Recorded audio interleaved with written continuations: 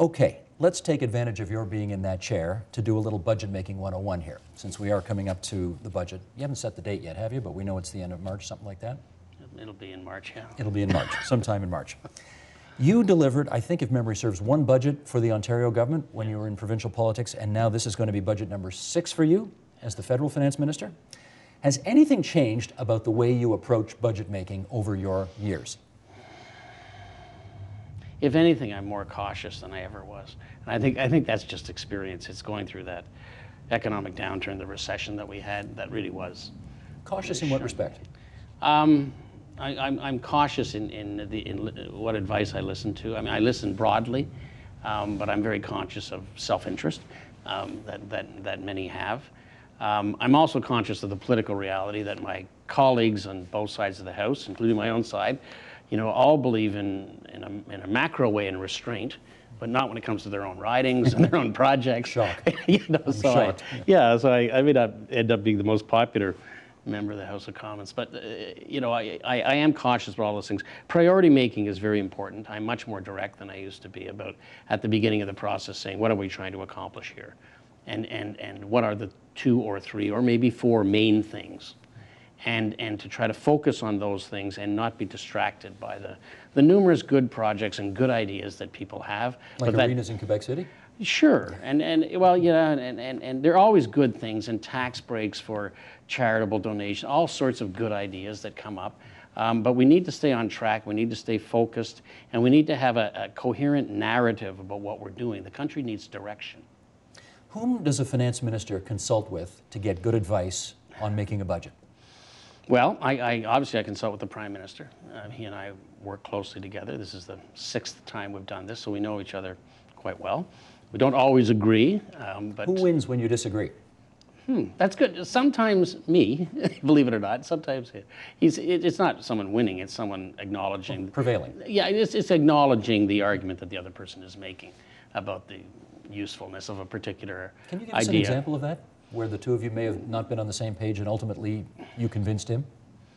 I probably shouldn't, but on some of the issues relating to how long we would let some tax programs run, and so not business taxes, but other issues.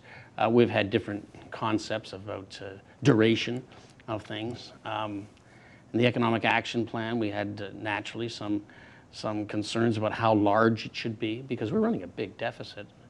And we ended up deciding to run a big deficit because of the risk of double-digit employment. It was quite a frightening time. I know people forget that quickly, and the opposition forgets it quickly. Some of the journalists forget it quickly too. But we went through a big trough, and when you're in the trough, you don't know when you're going to start climbing up the mountain again. It was frightening. So you consult the Prime Minister. Presumably, you're economists in the ministry. Yeah. What interest groups get to meet the Minister of Finance to give their advice?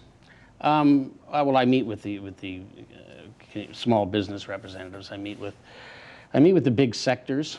The auto sector, the petrochemical sector, the resource sector, the mining sector, the aviation sector. I meet with all of the big sectors as well. I meet with the broad groups, the Canadian Chamber of Commerce. And I have a wonderful thing that we created in the recession. It was because of the recession. We created it in December 2008, an Economic Advisory Council, which has 10 people on it, all prominent Canadian men and women, all in business. And they come and give me advice about every quarter. We have one day together. Who chairs that? That is chaired by Janice McKinnon, who's a former NDP Minister of Finance in Saskatchewan. Talk about strange bedfellows. But okay. Well, she's a fiscally responsible person, I can assure you. We've had her on the program many times. She reminds us of that. Yeah. Does a Minister of Finance necessarily meet with his opposition critics in crafting a budget? Yes. Yeah, it's very important. Yes. The Bloc as well? Yes. I just met with the Bloc critic, Mr. Paikin, and I had a good conversation 2 weeks ago now. And, they had a long list of demands, and it's more than $5 billion, so obviously we're not going to do those. But there are individual items with respect to which we can make progress. Same with the NDP. I met with Thomas Mulcair before Christmas, and there are some ideas there that we can work with. The Liberals, yes, except they want to have big new spending programs, and that's not in the cards this year.